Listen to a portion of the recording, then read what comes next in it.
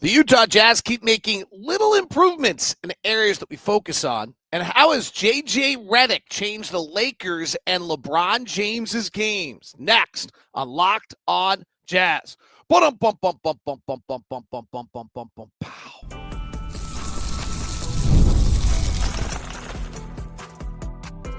You are Locked On Jazz, your daily podcast on the Utah Jazz.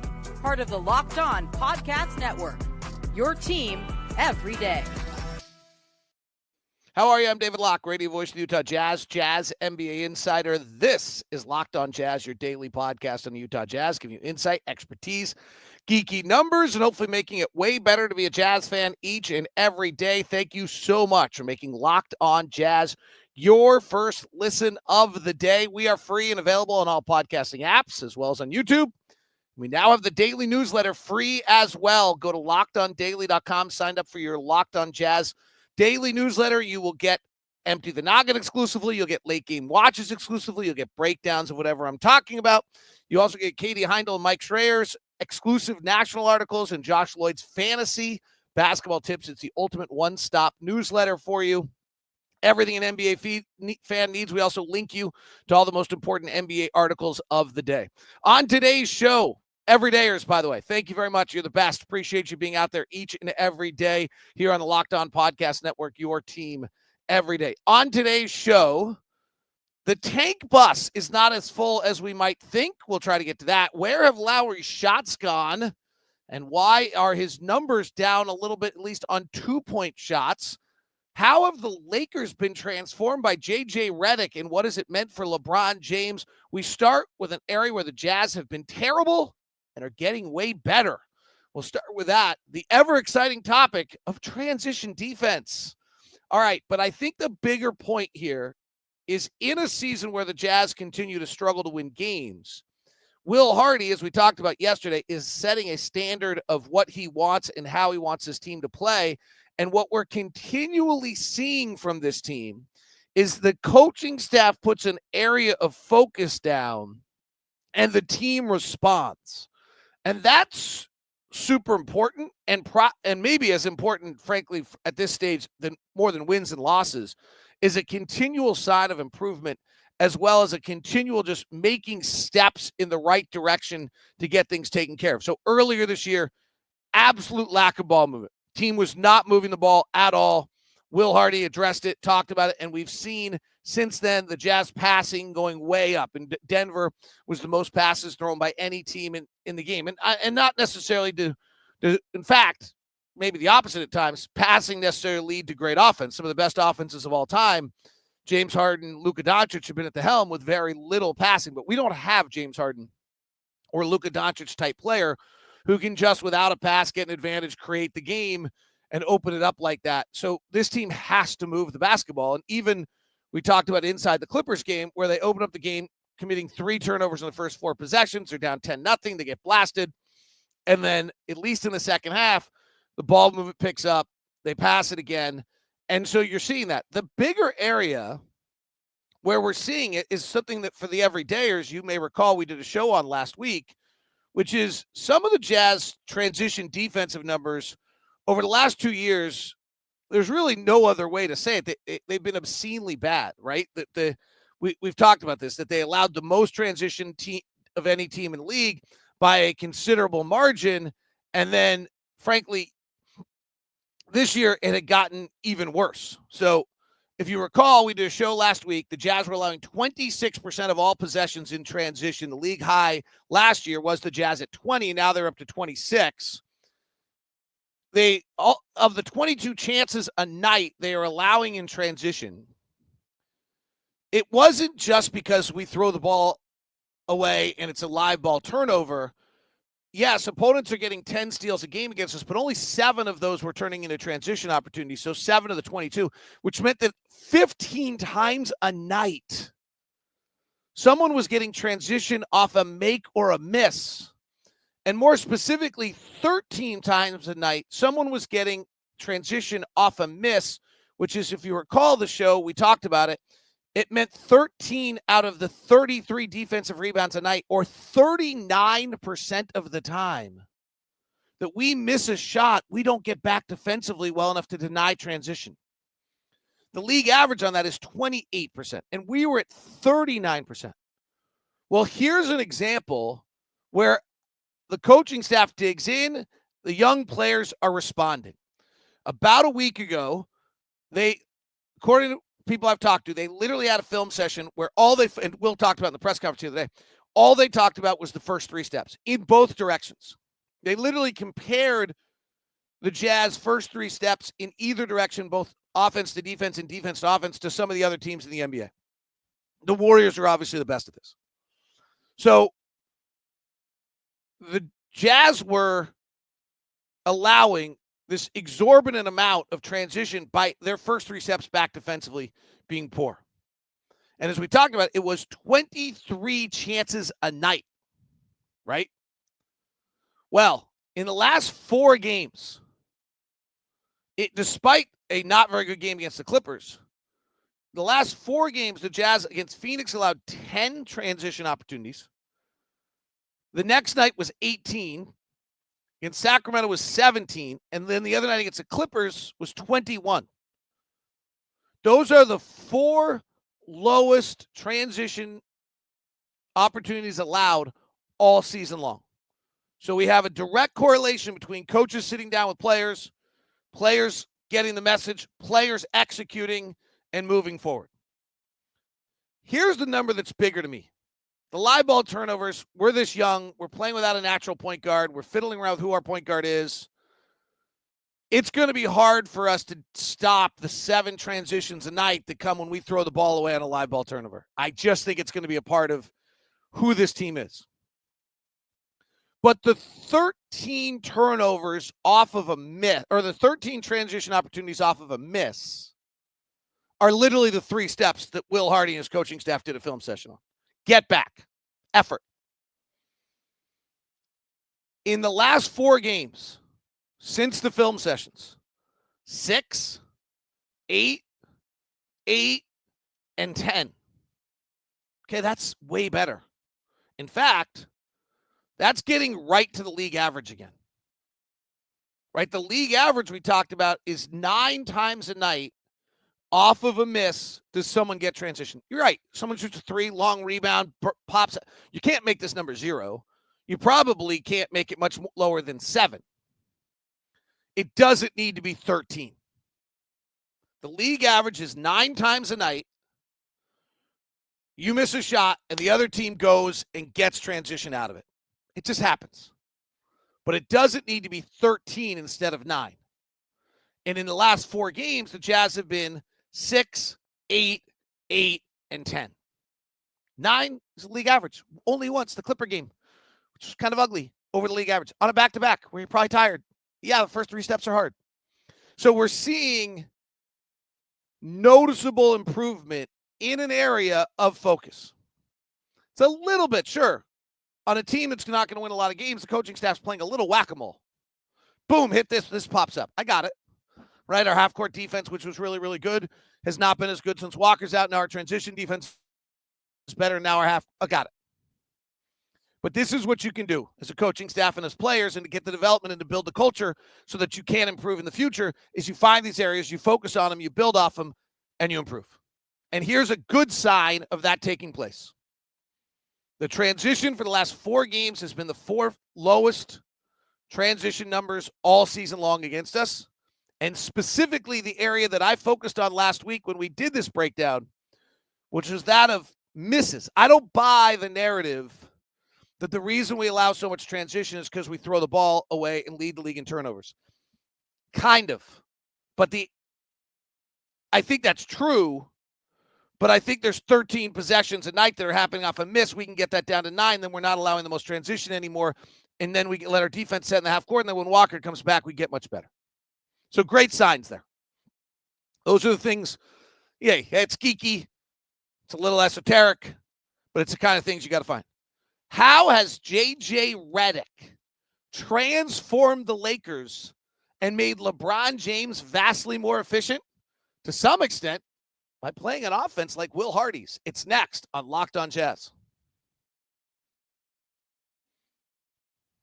Today's edition of Locked On Jazz is brought to you by my good friends over at Murdoch Hyundai, located at 4646 South State Street, also located in Logan and in Linden. I got the email yesterday from one of our loyal Locked On listeners and wanting to know, hey, I'm heading over to Murdoch at 4646 South State Street, and I'm wondering whether or not you can set me up with a VIP meeting so that I can have a great time look at the Ioniq 5, and we'll see. Scott's set up with Chris. They're set up. If you're going to head over to Murdoch Hyundai, email me first at dlock09@gmail.com, dlock09@gmail.com, so that we can give you a VIP meeting. Walk in, know exactly what's going on, have somebody there to talk to you, not have to do that whole awkward thing where you walk in and wonder, like, who's taking care of me? Who is this, a good person? No, we're going to get you the best, get you taken care of over at Murdoch Hyundai. And then you get the great lineup of Hyundai cars, from the Santa Fe to the Palisade on the SUV end of things to the incredible Ioniq 5 and 6. It's all at Murdoch Hyundai, located at 4646 South State Street, also located in Logan and in Linden. Go check it out. Email me first so we can give you the VIP treatment you deserve by being a Locked On every day. Today's show is also brought to you by Prize Picks. Download the app today and use the code LOCKEDONNBA and get $50 instantly when you play over at Prize Picks. Prize Picks is the daily leader in fantasy sports. Everyone is having, well, not everyone, but a whole lot of people are having a blast at FanDuel right now. So make sure you sign up as well. When I say everyone, I'm talking about over 10 million members and billions in dollars in awards going out all the time with Prize Picks.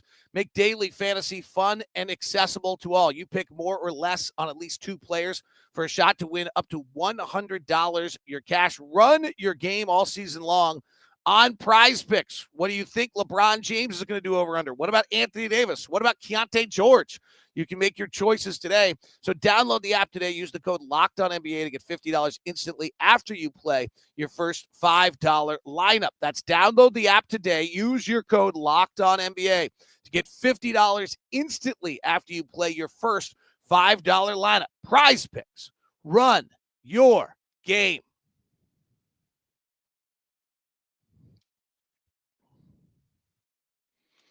How has JJ Redick transformed the LA Lakers? It's interesting. So it's interesting on twofold. Let's start on the macro. Has he transformed the LA Lakers? On the micro, I'll show you how. But the biggest thing that's happened is the Lakers have gone from the 12th ranked offense in the NBA to the 5th ranked offense in the NBA under JJ Redick. They're the 4th best offense in the half court. They were the 8th best. Okay, that's the biggest change. Last year, they were almost completely dependent on transition. They were the 2nd best transition team in the league. They're now 15th. But you dig in, their three-point shooting is 9th best. It was 7th. Their shooting's a little less good. They've gone from the 4th best shooting team to the 9th. They turn it over less. They rebound a ton now. They were 29th in offensive rebounding. They now offensive rebound at the rate of 14th. Still go to the line a ton. Remember, they went to the line all the time last year. In fact, tonight's game is the number 1 and 2 teams in the NBA going to the free throw line, which could be message for a very long game. So if you look into the 4 factors, the 2 things that are most obvious about the Lakers is, one, that they're better offensively and better in the half court offensively. And the other is that they're rebounding. They've gone from 29th in offensive rebounding to 14th, and their defensive rebounding is now 23rd. It actually was 9th. So they're offensive rebounding. And that's really the movement of why their offensive numbers are that much better. Because they're not shooting it better. They are taking care of the ball better. They're not going to line. But their real issue is that they're offensive rebound. Now, JJ Redick has completely transformed the way they're playing. This is pretty fascinating. The numbers will tell you that the rebounding is making a difference. But they are playing a totally different game than what they played before. They were running 70 pick and rolls a game. And it's now down to 53. It's a big drop, right? Like, if you think about 17 pick and rolls a game fewer than what they were doing a year ago, when it was 70, it's a 25% drop. So they're running 25% fewer pick and rolls. Off-ball screens, which is what the Jazz run the most of any team in the NBA. Will Hardy's offense is off-ball screen predicated. We come off those pin downs into those. Lauri gets his shots. That's where we get our action. That's what we do. Off-ball screens, JJ Redick, which is what JJ Redick did as a player, by the way, from 27 to 49 a night. So they're suddenly, instead of pick and roll at the top or on the angle coming at you, LeBron downhill, they're running off-ball screens. Instead of pick and rolls, remember they're down 17 pick and rolls a game. He's also added 9 handoffs a game. So from 16 handoffs a game to 25. So very similar to the Jazz, who are number 1 in off-ball screens and number 4 in handoffs and don't run as many pick and rolls. The Lakers have moved away from a pick and roll game into an off-ball screen handoff game. They run about the same amount of isolations, and they're throwing about 30 more passes a game than they did a year ago. So 10%, about 14% more passes than they used to. Okay. Let's get to the big issue. The big man, LeBron James, at 40, still kicking butt. How? Well, whatever JJ Redick has done with this offense has made LeBron far more efficient. And he's changed it. LeBron matches the team numbers. Obviously in a smaller sense, but he matches the team numbers. LeBron has gone from running 22 pick and rolls a few years ago, 21 last year, to 18. Again, it doesn't feel like a lot when you say it's 3, but it's 15%.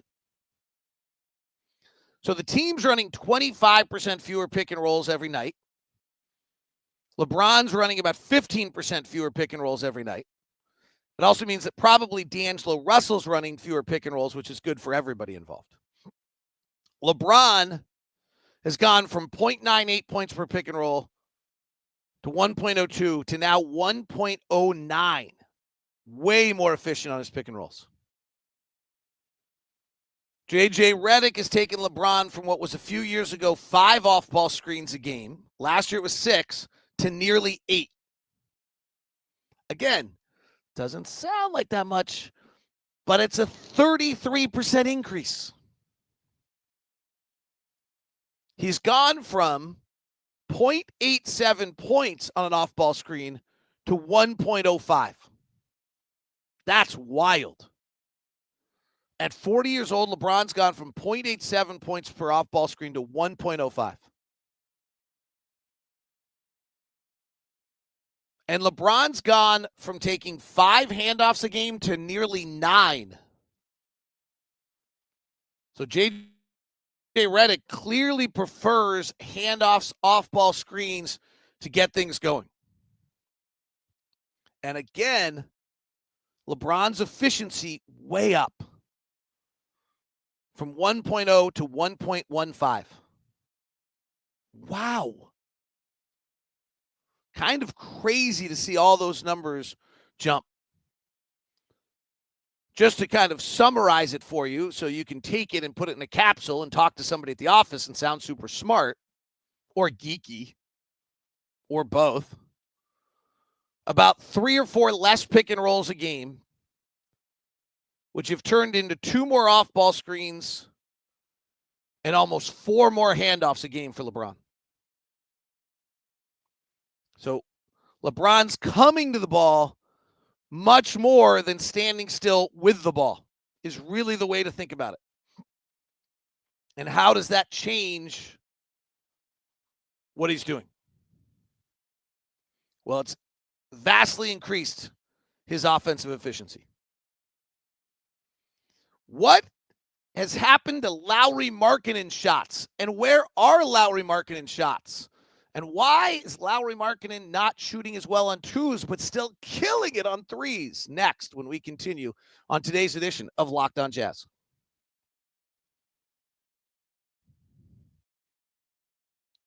Today's edition of Locked On Jazz is brought to you by our good friends over at FanDuel, America's #1 sports book and the official sports book of Locked On. Get ready to tackle all the NBA or NFL action with FanDuel's America's #1 sports book. Right now, new customers can bet $5 and get $150 in bonus bets if you win. The FanDuel Sportsbook app gives you everything you need to place live bets on the NFL and the NBA all in one place. So when you get a hunch in the middle of a game, you can check out the latest stats, view live play-by-play, and so much more on the same page where you place your bets. Visit FanDuel.com to join today. You'll get started with $150 in bonus bets. And if you win your first $5 bet, you get that $150 in bonus bets. That's FanDuel.com. Never waste a hunch. Make every moment more with FanDuel, official sportsbook partner of the NFL and official sportsbook partner of Locked On. Tonight, Jazz and the Lakers. The line on this one is Lakers by 11 with the over-under at 234.5. Thunder playing the Spurs, our next opponent. Thunder a 9.5-point favorite. A lot of big lines in the NBA tonight.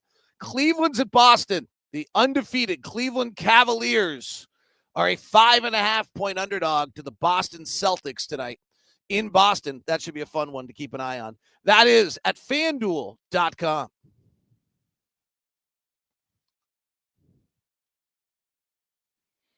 Thanks so much for making Locked On Jazz your first listen of the day. We are free and available on all podcasting apps and on YouTube. Please subscribe, hit the bell button. And, of course, the daily newsletter at LockedOnDaily.com. Sign up for your Jazz newsletter. We got to catch Nick Angstead and the Mavericks. Make sure Matt George and the Kings don't catch us. Keep our rate going. We have the highest open rate, so thank you very much. Get exclusive Empty the Noggin. Get exclusive Katie Heindel and Mike Schreier. Get exclusive Josh Lloyd contact, all there for you. All right, I asked you on the YouTube question, who do you think should be the Jazz primary point guard moving forward? 47% said Keontae George, and 40% said Isaiah Collier, 6% said Jordan Clarkson, 7% said other. Somebody chose Kyle Filipowski at 7 feet as our point guard. Somebody else wants Patty Mills playing point guard minutes. And somebody with a lot of humor decided they thought Emmanuel Mudiay should come back to help our chances of getting a draft pick. All right. Lauri Markkanen is shooting far less this year than he has. In fact, as a team, our shot distribution, in my opinion, is a little out of whack. Jordan Clarkson's taking 14 a game. Keontae George is taking 14 a game. John Collins is taking 13, and Lauri Markkanen is taking 12 shots a game. That's way down from where he has been in the past. So what's going on? Well, let's dig in. He's gone from taking 8 threes to 5.5, but he's killing it. He's shooting 46% on his threes. His catch and shoot three is as good as it's ever been at 46. We're just not getting him as many looks. Ironically enough, his free throws are right where they have been. He's been going to the line 5.4 times a game. The real difference right now for Lauri is two things. The percentage of his field goals made that are layups or dunks is down considerably. It was at 41%. It's now at 35%. But what's interesting is his rate of layups or dunks that he's taking is the exact same as it was a year ago. It dropped from his first year with the Jazz to 35% of his shots were layups or dunks to 29.9 last year, and it's down there again at 29.7. For whatever weird reason right now, Lauri's not making his layups. According to Radar 360, field goal percentage on layup attempts by Lauri Markkanen this year is 39%. Last year it was 54, and the year before it was 57. This could be the back. But that's a strange number. So there's two things going on with Lauri. One, he's just not getting enough shots. So the not enough shots are all threes. That Lauri's shots are down, and he's down 2.5 threes a game. Teams are just being crazy physical with him, worry they're not finding him. But he's down from 16 shots a game to 12. Well, 2.5 of those are threes. And Will Hardy talked the other day in the press conference that, Lauri's making a great sacrifice in a lot of ways right now for the team in the way they're playing, what they're doing, and Lauri's understands and is making the efforts. So that's the first one. He's just not getting as many threes. The second thing is he's not making his layups. So if he were to get if he were to get the 2 more threes a game, that's going to be 3 more points, get him to 20. If you were to be making kind of that one layup a game more, then we got him at 22. He's close to his 23. We just got to give him some more shots. He's kind of back to where he was. But our shot distribution's out of whack right now. There's no reason why Jordan Clarkson should be leading the team in shot attempts. Lauri Markkanen should be leading the team in shot attempts. And so that's something I'm certain we'll be watching here to see if it can improve. Lauri is drawing 4.5 fouls a game. It's the exact same number he's been drawing every single game for the last 3 years. His minutes are down about 3 a game, so his rate of foul drawing is up, but it's generally, and his rate of foul drawing to the amount of field goal attempts he's getting is way up because he's not getting as many shots. So he is drawing more fouls, playing with physical contact, dealing with that. The layups are not going, and he's not getting as many threes. The time of the game where this is most obvious is in the first and third quarters. So 2 years ago, Lauri averaged 7 points in the first quarter. Last year, he averaged 6. This year, he's averaging 4. The third is the exact same. 7 points, 6 points, 5 points instead of 4. Now, the Jazz are playing Lauri in what's called 3 stints right now. And what 3 stints is that they're playing with him he goes in, out, in, 3 different stints per half. I don't recall Lauri doing that last year. I know we bounced around between different systems. I'm going to ask the coaches about that. But I do wonder if the 3 stints has ruined his first and third quarter scoring a little bit more than what it was in the past. And I'll find out why we're doing that. But I think that's the reason why his first and third quarter scoring. It also might mean he's just not quite in the same rhythm he was when he played longer stretches. And I'm sure there's a reason why we're doing it. All right, final thought for you today. There's a big concern when the year started for those teams that, quite honestly, were on the tank bus, that too many teams were on the bus. And something kind of interesting is happening right now and is worth keeping an eye on. So in the East, when the year started, it seemed like the Wizards, the Raptors, the Nets, the Hornets, the Bulls, and the Pistons all could be on the tank bus, along with the Jazz, the Blazers, and no one knew about the Spurs. Well, 8 teams all trying to do the same thing, get a top 3 pick, is bad math. It's really bad math. It's a problem when 3 teams are you're trying to get one of the top 3 or 4 worst records in the league to get one of the top 3 or 4 picks, have the best odds, and there's 8 teams trying to do it. What's interesting, the Wizards, the Raptors, and the Jazz, 3 teams, have clearly established themselves in their category. The Nets are 5-9. The Hornets are 5-9. The Bulls are 5-9. The Pistons are 7-9. The Blazers are 6-8. The Spurs are 6-8. These teams are all winning a lot of games, playing pretty well. The 2 wild cards here are the Sixers, who are 2-11, that will get Maxey, Paul George, and Embiid back. I think they move out of that. And then the wild card is the Pelicans, are 4-10 and crippled with injuries. But is there a chance that we have a separation and that the tank bus has gotten smaller and there's actually only 3 teams on it, which would be, frankly, for those teams trying to get in the top 3 draft picks or top 4 draft picks in a loaded draft, that would be fabulous news. Right now, the Wizards are 2-11, the Raptors are 3-12, the Jazz are 3-10. Nets, Hornets, Bulls are all 5 and 9. Blazers and Spurs at 6 and 8. 7 and 9 are the Pistons. So keep an eye on that. All right. Super fun day. Hope you liked all the different stuff with the Lakers breakdown, where our transition is. Ron and I will be with you tonight, late start, 8:30. So look forward to having you if you're with us. You're a diehard, and I appreciate it. I'll try to open up the chat room on YouTube early for you so you can hang out with other Jazz fans on our postcast chat room for you early in the day so you can chill there and watch the game as a third screen, chatting with everyone else back and forth. Please subscribe and follow the show if you haven't. If you're on YouTube, hit that bell button so that you get notified. And, of course, the daily newsletter is out. Go to LockedOnDaily.com. Thank you so much for sticking with us today. To the everydayers, you're the best. Thank you for making Locked On Jazz your first listen. On the video, we're going to send you to the first ever national NBA channel, 24/7 NBA channel on YouTube, Locked On NBA. And for those of you on audio, check out the 2 editions of Locked On NBA every day. Have a great one.